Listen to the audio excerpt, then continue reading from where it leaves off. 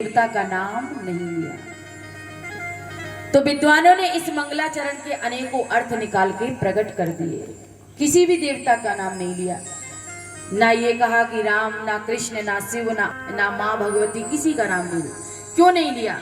क्योंकि यदि राम की स्तुति करेंगे तो राम के भक्त इसको अपना ग्रंथ मान के बैठेंगे, शिव की स्तुति करेंगे तो शिव के जो भक्त हैं वो इसको अपना ग्रंथ मान लेंगे, कृष्ण की स्तुति करेंगे तो कृष्ण भगवान के जो भक्त हैं वो उसको अपना ग्रंथ मान लेंगे। किसी एक का ग्रंथ नहीं है, ये तो समस्त प्राणियों के लिए लिखा गया ग्रंथ है महाराज। कोई राम का उपासक हो, चाहे कृष्ण का हो, चाहे शिव का हो, चाहे माँ भगवती का हो, सभी के लिए ये ग्रंथ सुलभ है महाराज। इसलिए मंगलाचरण में नाम नहीं लिया। और सत्यम परम धीमहि, सत्यम परम धीमहि कह करके मंगलाचरण किया। तो व्यास जी से किसी ने पूछा, महाराज ये सत्य कौन है? तो व्यास जी कहते हैं, जन्माद्यस्य यतोन्बतादितरतश्च चार्थे स्वभिज्ञ स्वराट। हम उस परम सत्य का ध्यान कर रहे हैं जिसने हमें जन्म दिया, जन्म लेने के बाद लालन पालन किया और लालन पालन करने के बाद हमारा संहार कर दिया। हम उस परम सत्य का ध्यान कर रहे हैं। तो किसी ने पूछा, आप हिरण्यगर्भ का ध्यान कर रहे हैं? हिरण्यगर्भ कहते हैं ब्रह्मा जी को। तो क्या आप ब्रह्मा जी का ध्यान कर रहे हैं? बोले नहीं नहीं, जिन ब्रह्मा जी को भी सृष्टि के आदि में जिसने ज्ञान कराया, हम उस परम सत्य का ध्यान कर रहे हैं। सत्यम परम धीमहि। भगवान ने ब्रह्मा जी को सृष्टि का ज्ञान कराया था आदि में 4 श्लोकों के माध्यम से, इसलिए इसको चतुर श्लोकी भागवत भी कहते हैं। सृष्टि के आदि में सबसे पहले ब्रह्मा जी को ही ये ज्ञान दिया था। तो हम उस परम सत्य का ध्यान कर रहे हैं महाराज। वह परम सत्य कौन है? जो हमें जन्म देता है, हमारा लालन पालन करता है और लालन पालन करने के बाद हमारा संहार करके अपने में विलीन कर लेता है। हम उस परम सत्य का ध्यान कर रहे हैं। वह परम सत्य कौन है? भागवत में तो परम सत्य से श्री कृष्णम धीमहि यायमः, भागवत में तो उस परम सत्य में को केवल श्री कृष्ण कह करके ही पुकारा गया है महाराज। भागवत का स्वरूप क्या है? भागवत कहते किसको है और भागवत सुनने का अधिकारी कौन है? भागवत सुनने का वही अधिकारी है जिसके भीतर से मत्सर निकल गया है। मत्सर, मत्तः अग्रह सरति, यह हमसे इतना आगे निकल गया जिसको कहते ईर्षा द्वेष हो जाता है ना। हमारी वही पुरानी कोठी और हमारे पड़ोसी की तो 4 मंजिला नई कोठी बन गई। ये क्या है? ईर्ष्या है, ये दोष द्वेष है। हमारी वही पुरानी गाड़ी और हमारी पड़ोसी की तो देखो 4 पहिया बढ़िया नई गाड़ी आ गई। ये हमसे इतना आगे निकल गया, इसका नाम है मत्सर। बाहर जो काटता है उसका नाम है मच्छर और भीतर जो काटता है उसका नाम है मत्सर। थोड़ा सा ही अंतर। बाहर के मच्छर से बचने के लिए आप ऑल आउट लगाते हो कि नहीं? और हृदय में जो आपको मच्छर काट रहा है उससे बचने के लिए आप क्या करोगे? कहते हैं जितनी ज्यादा हरि की कथाएं सुनेंगे तो धीरे धीरे हमारी ईर्ष्या द्वेष कम होती चली जाएगी। और जब हमारे अंदर छल नहीं होगा, कपट नहीं होगा, तब हम भागवत सुनने के अधिकारी हो जाएंगे। और हृदय में छल भरा है, कपट भरा है और आप भागवत सुन रहे हैं तो कोई भी पुण्य मिलने वाला नहीं है। यही होता है। और प्राय हमारे अंदर बड़ा छल, बड़ा ही कपट होता है।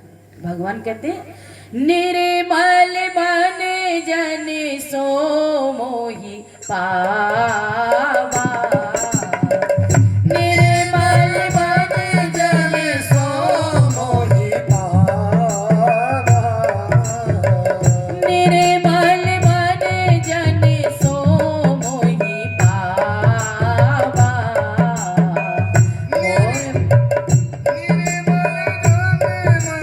सो मोहि पावा, मोहि कपट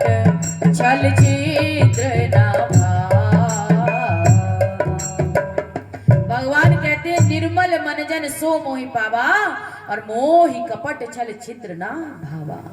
भगवान कहते हैं मुझे कपट पसंद नहीं है, छल पसंद नहीं है, छिद्र पसंद नहीं है।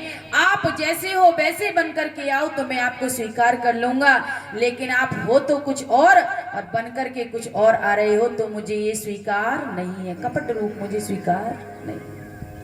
आपका ध्यान कथा में होना चाहिए। कहाँ? निर्मल मन जन सो महि पावा, निर्मलता होनी चाहिए। जिस प्रकार पानी जितना साफ होता है आपको अपना चेहरा उतना ही स्वच्छ दिखने लगता है, दिखता है कि नहीं? और पानी यदि मैला होगा तो आपको अपना चेहरा साफ नहीं दिखेगा। उसी प्रकार हृदय आपका जब मलिन नहीं है, बिल्कुल निर्मल है, उसमें किसी प्रकार का मल नहीं है, छल नहीं है, कपट नहीं है, छिद्र नहीं है, दोष नहीं है, तो उस मन में आपको भगवान का दर्शन हो जाएगा। निर्मल वही भागवत सुनने का अधिकारी है जिसके अंदर छल नहीं है, कपट नहीं है, मत्सर नहीं है। भागवत है क्या? निगम कल्प तरोरिगलितम फलम। निगम, निगम कहते हैं वेदों को, वेदों का नाम है निगम। वेद रूपी कल्प वृक्ष का पका हुआ फल है श्रीमद् भागवत। तो किसी ने पूछा महाराज यदि आपका भागवत फल है तो इस फल में रस कौन सा है? फलों में रस होता है ना, आम के अंदर अमरस होता है, केले के अंदर केले का रस होता है ना, बनाना शेक बोलते हैं। तो आपका भागवत यदि फल है तो इसमें रस कौन सा है? तो श्री व्यास जी कहते हैं मेरा भागवत रूपी फल श्री कृष्ण रस से परिपूर्ण है, इसमें कृष्ण रूपी रस भरा पड़ा है महाराज। तो महाराज ये बताइए आपका फल खट्टा है या मीठा? व्यास जी कहते हैं मेरा फल एकदम मीठा है। तो किसी ने कहा महाराज आपके कहने से कैसे मान ले आपका फल मीठा है? अपनी चीज तो सभी अच्छी बताते हैं। एक व्यक्ति खरबूजे बेच रहे थे और आवाज लगा रहे थे खरबूजे शक्कर से मीठे, खरबूजे शक्कर से मीठे। तो लोगों ने सोचा भैया इसके खरबूजे तो बहुत मीठे हैं, शक्कर से भी मीठे हैं तो ले लेना चाहिए। और जैसे ही खरबूजा खरीदा और जैसे ही काट करके खाया तो खरबूजा तो एकदम फीका। उसको बड़ी गुस्सा आई और कहने लगा क्यों रे भाई, तुझे हम ही मिले थे मूर्ख बनाने को? तू तो कह रहा था खरबूजे शक्कर से मीठे और तेरा खरबूजा तो एकदम फीका है। तो बेचने वाले ने कहा भैया मेरी बात को आपने ध्यान नहीं दिया, खरबूजे को यदि शक्कर लगा करके खाओगे तो ही मीठा लगेगा, वैसे तो ये फीका है। तो वही कह रहे हैं यदि आपका भागवत फल है तो इसमें कौन सा रस है?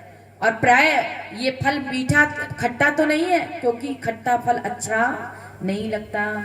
व्यास जी कह रहे हैं मेरा फल एकदम मीठा है। तो महाराज कैसे माने? व्यास जी ने कहा जिस फल में तोता चोंच मार देता है उस फल को आंख बंद करके खा लोगे तो वो मीठा ही लगेगा। आपने देखा होगा ना, तोता उसी फल में चोंच मारता है जो फल मीठा होता है। तो महाराज मेरे इस भागवत रूपी फल में भी तोते ने चोंच मार दी। कौन से तोते ने? सुख मुखाद मृत द्रव संयुतम। सुखदेव जैसे तोते का मुख लगा हुआ है इसलिए खट्टा होने का प्रश्न ही नहीं उठता है, एकदम मीठा फल है। तो किसी ने पूछा व्यास जी महाराज आप किस किस को पिला रहे हो, ये फल किस किस को खिला रहे हो? बोले हम खिला नहीं रहे हैं, हम तो पिला रहे हैं। मोहरहो रसिका भूमि भावुका। अरे रसिक जनों, अरे भावुक जनों, यदि तुम आकर के इस फल का पान करोगे तो तुम्हें पिलाने में मुझे बड़ा आनंद आएगा, क्योंकि प्यासे व्यक्ति को पानी पिलाने में ही आनंद आता है। जिसको प्यास नहीं लगती और आप बार बार उसको पानी पिलाओगे, भैया थोड़ा सा पानी पी लो, बड़ा मीठा पानी है, तो पानी तो बाद में पिएगा लेकिन प्रश्नों की झड़ी लगा देगा। पहले पूछेगा ये बताओ पानी कहाँ से लाए हो, कुएं का पानी है कि आरओ का पानी है, नदी का है कि बावड़ी का है, पूछता है कि नहीं? अच्छा ये बताओ कि बर्तन साफ करके भरा था कि नहीं, इतने प्रश्न करता है। आप कहोगे भैया पानी बहुत मीठा है, आरओ का पानी है, बर्तन भी साफ करके भरा था। इतने प्रश्न क्यों कर रहा है? क्योंकि उसको प्यास नहीं है। और कोई रेगिस्तान में प्यास के मारे तड़प रहा हो, भटक रहा हो पानी के लिए, और उससे आप कहो भैया पानी पियोगे, तो आपसे पूछेगा भैया पानी कहाँ से लाए हो, कुएं से लाए हो, तालाब से लाए हो, क्या पूछेगा वो? नहीं पूछेगा, वो तो तुरंत पानी को पी लेगा। इसीलिए जो प्यासा होता है उसको पानी पिलाने का आनंद आता है। भरे हुए घड़े में यदि आप पानी डालेंगे तो आपका घड़ा पानी बाहर निकाल देगा, और खाली घड़े में पानी डालेंगे तो आपका पानी जो है भर देगा घड़े को। उसी प्रकार प्यासे व्यक्ति को पानी पिलाने से आपको आनंद आएगा और पीने वाले को भी संतुष्टि मिलेगी। तो किसको पिला रहे हैं? रसिक और भावुक जन कह करके श्री व्यास जी महाराज ने दो लोगों को पुकारा है। आप लोग आएंगे तो आप लोगों को पिलाने में मुझे बहुत बड़ा आनंद आएगा। इस प्रकार से श्रीमद् भागवत के दिव्य सुंदर सुंदर कथाओं को आप श्रवण कर रहे हैं। अब महाराज आगे श्री सूत जी महाराज से शौनकादि ऋषियों ने 6 प्रश्न किए, और इन 6 प्रश्नों में संपूर्ण भागवत का पान श्री सूत जी महाराज ने कराया। श्री सूत जी महाराज ने शौनकादि 88,000 ऋषियों को ये संपूर्ण भागवत सुनाई है 6 प्रश्नों के माध्यम से। पहला प्रश्न किया है महाराज, शास्त्र बहुत है लेकिन समय बहुत कम है, तो समस्त शास्त्रों का सार क्या है? आप देख रहे हैं हमारे शास्त्र बहुत है, हमारे पास इतना भी समय नहीं है कि हम श्रीमद् भागवत को ही ठीक प्रकार से पढ़ लें। पढ़ने की तो बात छोड़ो महाराज, 18 पुराणों का नाम भी हमें याद नहीं है। कितने लोग हैं यहाँ नाम याद है? बहुत से लोग तो श्रीमद् भगवत गीता कहते हैं। भगवत गीता अलग है और श्रीमद् भागवत महापुराण अलग है महाराज। श्रीमद् भागवत महापुराण में 18,000 श्लोक हैं और श्रीमद् भगवत गीता में 700 श्लोक हैं जो वेदों का वाष्य है। इसीलिए पुराण बहुत हैं, लेकिन इतने पुराणों को पढ़ने का हमारे पास समय नहीं है। तो समस्त शास्त्रों का सार क्या है? पहला प्रश्न किया। दूसरा प्रश्न किया है कि कलयुग के कलुषित प्राणियों का कल्याण कैसे होगा, क्योंकि कलयुग के प्राणियों का भाग्य भी मंद है और बुद्धि भी अति मंद है। किसी व्यक्ति का भाग्य मंद हो और बुद्धि तेज हो तो बुद्धि के बल पर अपना गुजारा कर लेगा, और किसी की बुद्धि कमजोर हो और भाग्य तेज हो तो भाग्य के बल पर अपना गुजारा कर लेगा। लेकिन कलयुग के प्राणियों का भाग्य भी कमजोर है और बुद्धि भी कमजोर है, तो कलयुग के कलुषित प्राणियों का कल्याण कैसे होगा? दूसरा प्रश्न। तीसरा प्रश्न करते हैं कि भगवान यदि कर्तुम अकर्तुम समस्त जगत के जगदीश्वर हैं, जिनके संकल्प करने मात्र से सृष्टि की रचना हो जाती है, तो क्या उनके संकल्प करने मात्र से शत्रुओं का विनाश नहीं हो सकता? आखिर भगवान को आना क्यों पड़ता है? तीसरा प्रश्न किया। भगवान को अवतार क्यों लेना पड़ा? ये तीसरा प्रश्न किया। चौथा प्रश्न करते हैं कि भगवान ने यदि अवतार लिए तो भगवान के कितने अवतार हुए?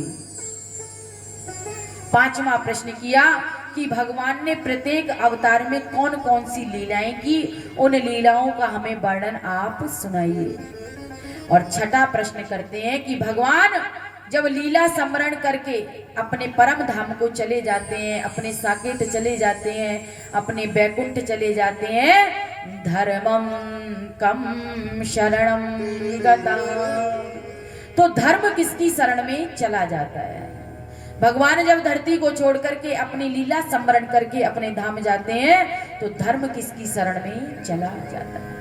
ये 6 प्रश्न किए और इन 6 प्रश्नों को सुनकर के श्री सूत जी महाराज प्रसन्न हो गए और कहने लगे, हे शौनकादि ऋषियों, आपने लोक मंगल की कल्याण की भावना से बहुत सुंदर प्रश्न किए हैं। अन्यथा जीव को पता ही नहीं है कि जीवन का लक्ष्य क्या है। संपूर्ण जीवन को खाने पीने और सोने में ही निकाल देते हैं।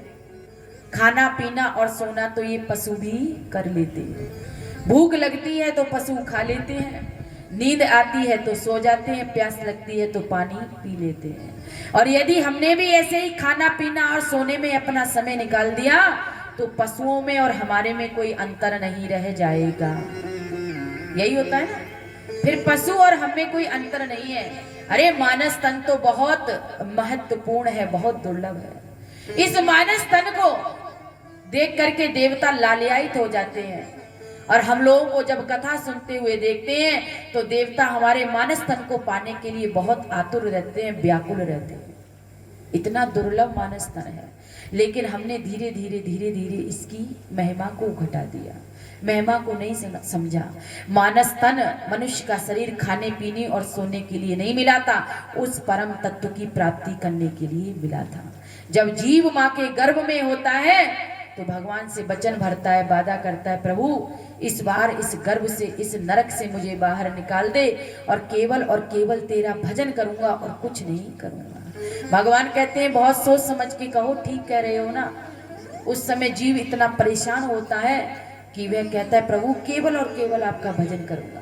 और जैसे ही संसार में जीव आता है कि सब कुछ भूलकर नमक तेल मिर्च में लग जाता है, नॉन तेल लकड़ी में अपना सारा जीवन समाप्त कर देता है। आज वही बात श्री सूत जी कहते हैं, हे शौनक आदि ऋषियों, आपने बहुत सुंदर प्रश्न पूछे हैं। आपके प्रश्न पूछने से, आपके उत्तर देने से पहले मैं अपने गुरुदेव का ध्यान करूंगा और फिर आपके प्रश्नों का उत्तर दूंगा। आइए हम और आप भी अपने अपने गुरुदेव का मन से ध्यान करें और उसके बाद इन 6 प्रश्नों के माध्यम से संपूर्ण भागवत कथा का आपको पान कराएं। हरि की कथा सुनाने वाले, हरि की कथा सुनाने वाले सुखदेव, श्री सूत जी महाराज के गुरुदेव हैं श्री सुखदेव जी। सुखदेव जी का वर्णन मैं आपको सुनाऊंगी कि सुखदेव जी का प्राकट्य किस प्रकार से हुआ, किस प्रकार से उनका जन्म हुआ। पहले सुखदेव जी को लाखों प्रणाम करते हैं। हरि की कथा सुनाने वाले, अमृत पान कराने वाले, तुमको लाखों प्रणाम, तुमको लाखों प्रणाम, तुमको लाखों प्रणाम, तुमको लाखों प्रणाम। हरि की कथा सुनाने वाले, हरि की कथा सुनाने वाले, अमृत पान कराने वाले, अमृत पान कराने वाले, तुमको लाखों प्रणाम, तुमको लाखों प्रणाम, तुमको लाखों प्रणाम, तुमको लाखों प्रणाम, तुमको लाखों प्रणाम, तुमको लाखों प्रणाम, तुमको लाखों प्रणाम, तुमको लाखों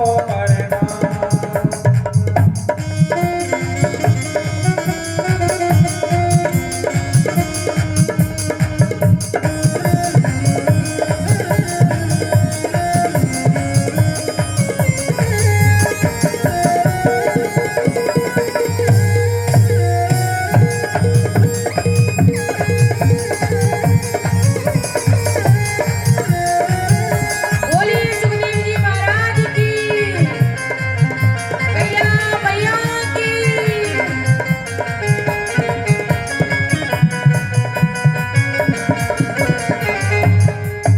हम भूल रहे थे वन में, बल खो बैठे इस तन में, हमें भूल रहे थे वन में, पर खो बैठे इस वन में। हमें भूल रहे थे वन में, बल खो बैठे इस तन में, हमें भूल रहे थे वन में, पर खो बैठे इस वन में। हमको राह दिखाने वाले, हमको राह दिखाने वाले, हमको राह दिखाने वाले, हमको राह दिखाने वाले, तुमको लाखों प्रणाम, तुमको लाखों प्रणाम, तुमको लाखों प्रणाम,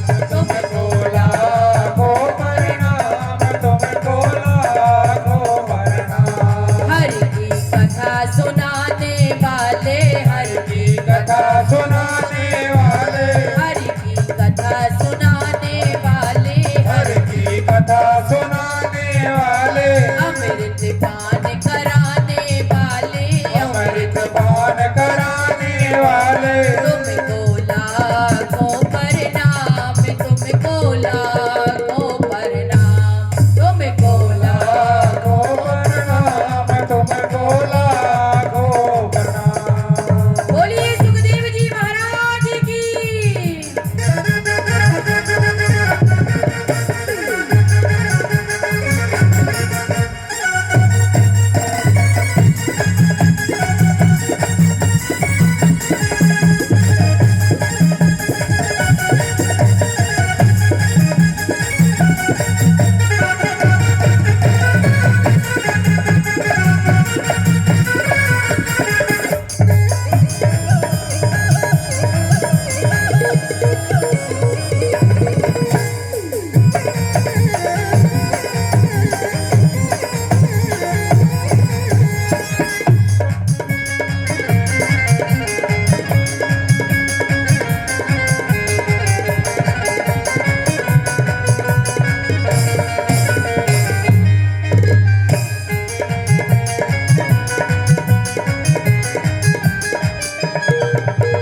पार तेरा क्या पावे, बस शीस झुका यही गावे। पार तेरा क्या पावे, बस शीस झुका यही गावे। हम पार तेरा क्या पावे, बस शीस झुका यही गावे। पार तेरा क्या पावे, बस शीस झुका यही गावे। हर का तरस कराने वाले, हर का तरस कराने वाले, हर का तरस कराने वाले, हर का तरस कराने वाले। तुमको लाखों प्रणाम, तुमको लाखों प्रणाम, तुमको लाखों प्रणाम, तुमको लाखों प्रणाम। तुमको लाखों प्रणाम, तुमको लाखों प्रणाम। तुमको लाखों प्रणाम, तुमको लाखों प्रणाम। हर की कथा सुनाने वाले, हर की कथा सुनाने वाले, अमृत पान कराने वाले, अमृत पान कराने वाले, अमृत पान कराने वाले, अमृत पान कराने वाले। तुमको लाखों प्रणाम, तुमको लाखों प्रणाम। तुमको लाखों प्रणाम, तुमको लाखों प्रणाम। तुमको कोटि प्रणाम, तुमको कोटि प्रणाम। तुमको कोटि प्रणाम, तुमको कोटि प्रणाम। तुमको कोटि प्रणाम, तुमको कोटि प्रणाम। बोलिए सुखदेव जी महाराज की। आज के आनंद की जय हो, गौ माता की जय हो। और महाराज अब श्री सुखदेव जी के प्राकट्य की कथा आपको श्रवण करने को मिलेगी, लेकिन समय का अभाव हो चुका है और अब हम कथा प्रारंभ करते हैं तो नेट 3 बजेंगे, इसलिए 2:30 बजे तक कथा विश्राम के लिए मुझे बोला गया है। यही समय है ना भैया? तो आइए इन्हीं शब्दों के साथ कथा को विश्राम देते हैं। अगर दानदाताओं की सूची है तो आप लेकर के आइए। तो जैसा कि आपको पता है कि आपके ग्राम शेखुपुर दड़ौली में विगत 2 वर्षों से एक दिन से कथा चल रही है। कल प्रथम दिवस था और आज द्वितीय दिवस है और ये कथा 9 दिवस तक चलेगी। 17 तारीख तक यह कथा चलेगी। आप लोग आकर के कथा श्रवण का लाभ लें। और महाराज ये जो कथा है मैं पुनः निवेदन करूं, गौ माता के निमित्त चल रही है।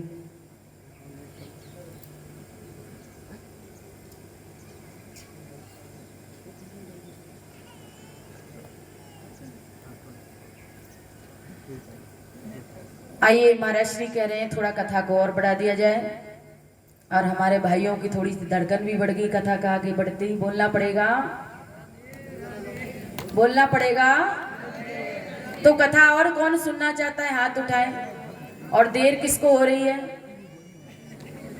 श्री सुखदेव जी के प्राकट्य की कथा सुनाते हैं कि सुखदेव जी का प्राकट्य कैसे हुआ। हाँ जी भैया महावीर जी बोलिए। केवल आजा आज की बस, केवल 10 मिनट और लेट हो जाएगा। श्री सुखदेव जी, एक बार बहुत सुंदर कथा है, बहुत ध्यान से सुनना, इसीलिए मैं आपको बीच में छोड़ना नहीं चाह रही थी। आधी आज सुनाऊं, आधी कल सुनाऊं, तो अब मेरे पास समय मिला है 20 मिनट का, मैं आपको पूरी कथा सुना करके आगे बढ़ूंगी। एक बार देवर्षि नारद कैलाश पर्वत पर गए। जिन माताओं के बच्चे शोर मचा रहे हैं, मेरी प्यारी माता शक्ति अपने अपने बच्चों को थोड़ा सा शांत कर ले।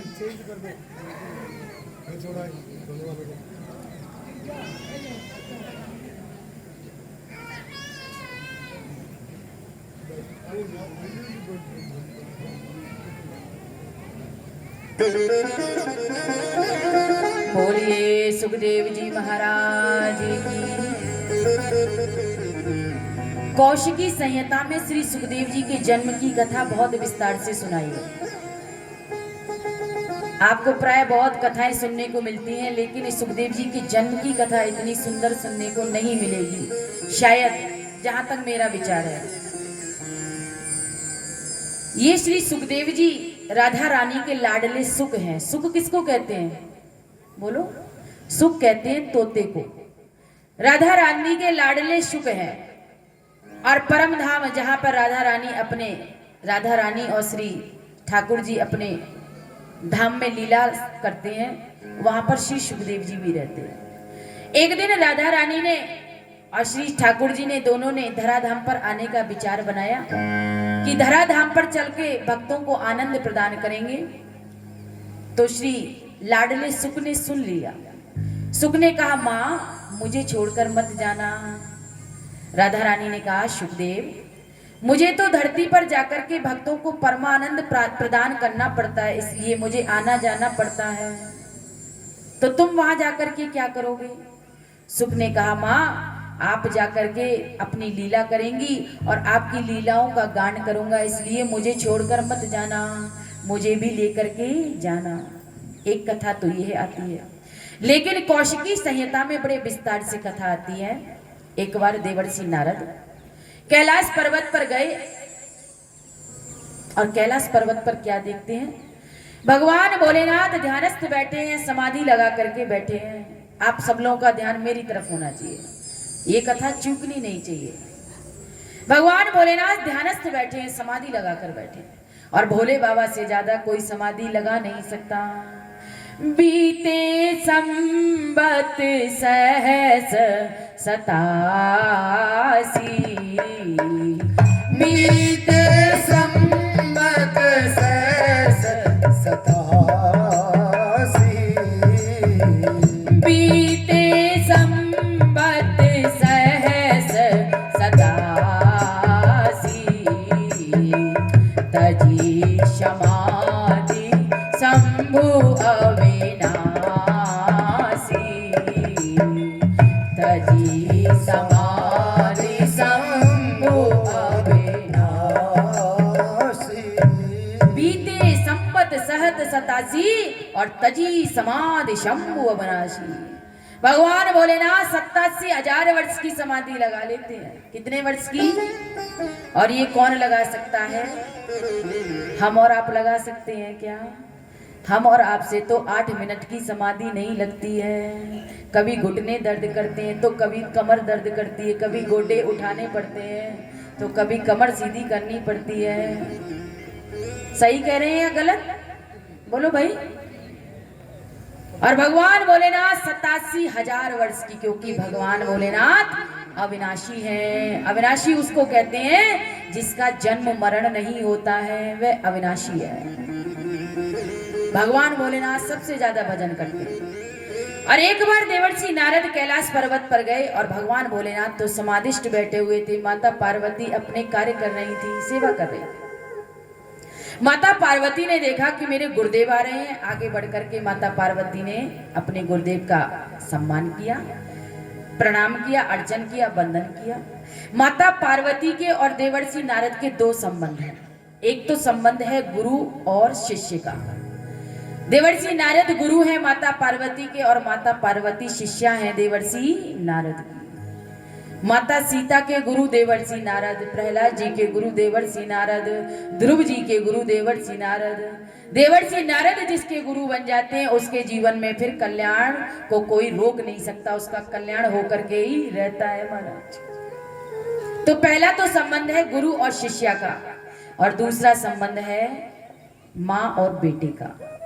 माँ भवानी माता पार्वती समस्त जगत की माँ है, आदि शक्ति है, जननी है, और भगवान भोलेनाथ समस्त जगत के पिता हैं।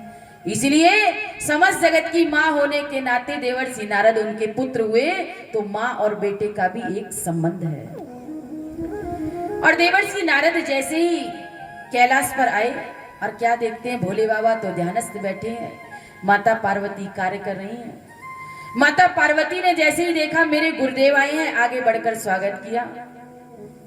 माता पार्वती ने पूछा, गुरुदेव बहुत दिनों बाद आपका आना हुआ इस कैलाश पर, आप कहाँ रहते हो आजकल? देवर्षि नारद ने कहा, देवी जी क्या बताएं, आजकल हमने गृहस्थों के यहाँ आना जाना छोड़ दिया है। किसके यहाँ? गृहस्थों के यहाँ। तो माता पार्वती ने पूछा, गुरुदेव आपने गृहस्थों के यहाँ आना जाना क्यों छोड़ दिया? क्या कारण हो गया जो आप गृहस्थों के यहाँ नहीं जाते हो? देवर्षि नारद ने कहा, देवी बुरा मत मानना, गृहस्थों में आजकल आपस में तो प्रेम है नहीं पति पत्नी में, और जिस घर में हम पहुंच जाते हैं सब लोग यही कहते हैं, घर फोड़ू बाबा आ गया, घर फोड़ू बाबा आ गया, घर में आग लगा के जाएगा नारद तो आ गया है, और नारद का नाम बड़ा बेकार हो रहा है, बड़ा हमारा अपमान हो रहा है, इसलिए हमने घर गृहस्थी में जाना छोड़ दिया। माता पार्वती ने कहा, गुरुदेव आपने कितना भी घर गृहस्थी में जाना छोड़ दिया हो, लेकिन मेरे कैलाश पर आना जाना मत छोड़ना, आप मेरे कैलाश पर आते जाते रहना। और एक बात बताऊं गुरुदेव, हमारे यहाँ आपस में बहुत प्रेम है, जितना प्रेम मैं अपने भोले बाबा से करती हूँ उससे कई गुना ज्यादा प्रेम मेरे भोले बाबा मुझसे करते हैं, इसलिए हमारे कैलाश पर आना जाना मत छोड़ो। और एक बात बताऊं गुरुदेव, हमारे कैलाश पर सभी लोग आपस में द्वेष भुला करके प्रेम से रहते हैं। मेरे भोले बाबा के सिर पर क्या है? गंगा, और मस्तक पर क्या है? तीसरा नेत्र, उसमें क्या है? आग। आग और पानी कभी एक साथ नहीं रहते हैं, लेकिन भोले बाबा आग और पानी को एक साथ रखते हैं। हमारे कैलाश पर आग भी रहता है और पानी भी रहता है। हमारे भोले बाबा के गले में बड़े बड़े सर्प पड़े हुए हैं, और मेरे बड़े बेटे का वाहन है मोर, सदानंद। भगवान शिव के बड़े पुत्र हैं कार्तिकेय स्वामी, और कार्तिकेय जी का वाहन क्या है? मोर। मोर और सांप कभी एक जगह नहीं रहता, रहता है क्या?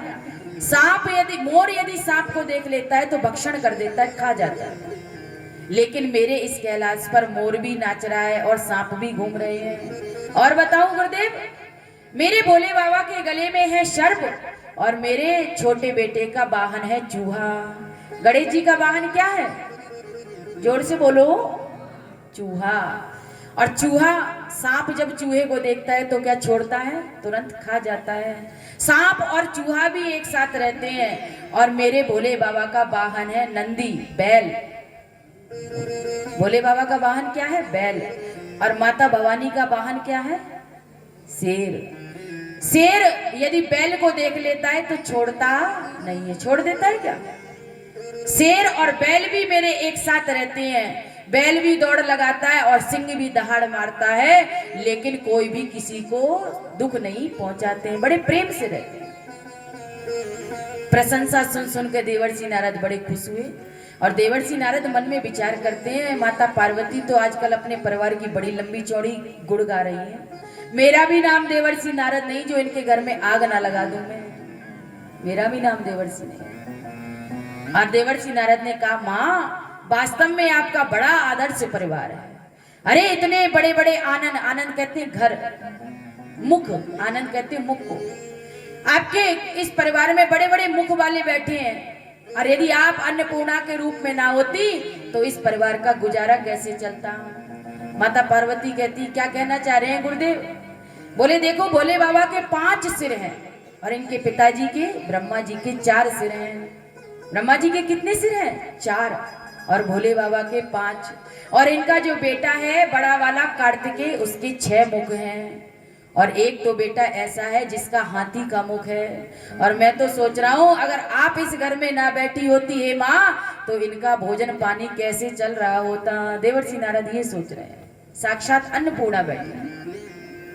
देवर्षि नारद ने कहा माँ ये तो बात ठीक है, पर एक बात बताओ, भोले बाबा आपसे बड़ा प्रेम करते हैं, आप अपने भोले बाबा से बड़ा प्रेम करती हैं, ये तो बात बड़ी अच्छी है, पर एक बात मेरी समझ में नहीं आती कि भगवान भोलेनाथ के गले में ये नरमुंड किसके पड़े हुए हैं। नरमुंड समझ रहे हैं ना, खोपड़ी, ये किसके सिर पहन करके घूमते डोलते रहते हैं ये? हमें तो पता नहीं है देवी जी, आपको तो पता होगी। अब तो माता पार्वती घबराई कि ये बात तो मुझे भी नहीं मालूम है। माता पार्वती ने कहा गुरुदेव मैंने कभी पूछा नहीं, भोले बाबा ने मुझे बताया नहीं। देवर्षि नारद ने आग लगाने का काम किया। बोले देवी आपको समय नहीं मिला पूछने का, तो पति देव का तो फर्ज बनता था कि आपको बताना चाहिए, और आप कहती हैं कि भगवान भोलेनाथ आपसे कुछ छिपाते नहीं है, आपको सारी बात बताते हैं। तो आपसे इतना बड़ा रहस्य छिपा के रखा, इसका मतलब दाल में कुछ काला। आग लगाने का काम कर रहे हैं देवर्षि। माता पार्वती कहती नहीं नहीं गुरुदेव ऐसी बात नहीं है, मुझे समय नहीं मिला पूछने का, उन्होंने बताया नहीं, बस इतनी सी बात है। देवर्षि नारद ताली बजा के हंसे, वाह देवी वाह, आप तो कहते हो बड़ा प्रेम करते हैं और इतना बड़ा रहस्य आपसे छिपा करके रखा, इतना बड़ा रहस्य छिपाया आपसे। मैं तो सोचता हूँ जरूर कुछ ना कुछ दाल में काला है। अब तो माता पार्वती का गुस्सा सातवें आसमान पर बढ़ते जा रहा है कि भगवान भोलेनाथ ने मेरे साथ कपट किया, मुझे रहस्य नहीं बताया कि ये किसके नरमुंड पहनकर घूमते हैं, किसकी खोपड़ियां पड़ी हुई हैं गले में। और इतने में क्या हुआ, भगवान भोलेनाथ की समाधि खुली। बोलिए बाल कृष्ण लाल की। और जैसे ही भगवान भोलेनाथ की समाधि खुली, देवर्षि नारद ने देखा भोले बाबा जाग गए हैं। और देवर्षि नारद ने दूर से प्रणाम किया, भोले बाबा प्रणाम। भोले बाबा ने कहा अरे देवर्षि नारद कहाँ जा रहे हो, इधर आओ। देवर्षि नारद कहने लगे भोलेनाथ बहुत देर से आया था, माता जी के साथ बड़ा सत्संग चल रहा था, अब मुझे देर हो रही है, अब मैं जा रहा हूँ, फिर कभी मिलूंगा आपसे, फिर सत्संग करूंगा। और आग लगा करके देवर्षि नारद तो 9-2-11 हो गए। भगवान भोलेनाथ माता पार्वती के पास आए और माता पार्वती से कहने लगे देवी पार्वती सब ठीक ठाक तो है। माता पार्वती ने मुंह फुला लिया, नाराज हो गई। माताएं जब गुस्से में होती है ना तो उनका चेहरा बड़ा बढ़िया लगता है, देखने लायक होता है, बोलना पड़ेगा। आज माता पार्वती बहुत गुस्से में है कि भगवान भोलेनाथ ने मेरे साथ इतना बड़ा रहस्य छिपाया। माता पार्वती भगवान भोलेनाथ से कहती खबरदार मुझसे बात मत करना, और उठ करके दूसरे पेड़ के नीचे जाकर के बैठ जाते। भगवान भोलेनाथ दूसरे पेड़ के नीचे जाते हैं और कहते हैं अरे पार्वती क्या बात है, लगता है इस नारद ने तुम्हारे कान में कुछ कहा है, यही है जो घरों में आग लगाता है। और जैसे ही नारद का नाम लिया माता पार्वती बोली खबरदार मेरे गुरुदेव का नाम मत लेना दोबारा। अरे मेरे गुरुदेव ने तो मेरी आंखें खोल दी, नहीं तो आप तो कपटी हो, लोग आपको भोला भाला कहते हैं, आप भोले नहीं हो, आप तो भाले हो। भाला होता है ना, भाला समझते हो? भाला जब चुभता है तो प्राण नहीं लेता है, और जब निकलता है तो प्राण लेके निकलता है। भोले बाबा ने कहा देवी तुम्हारी तो शब्द शैली बिखर गई, आप मुझे कपटी कह रही हो बार बार, क्या बात है, मैंने ऐसा कौन सा कपट किया है? माता पार्वती ने कहा ये बताइए कि आपके सिर में ये कैसे नरमुंड है, किसके नरमुंड पहन करके आप घूम रहे हो? और आइए हमारे बीच में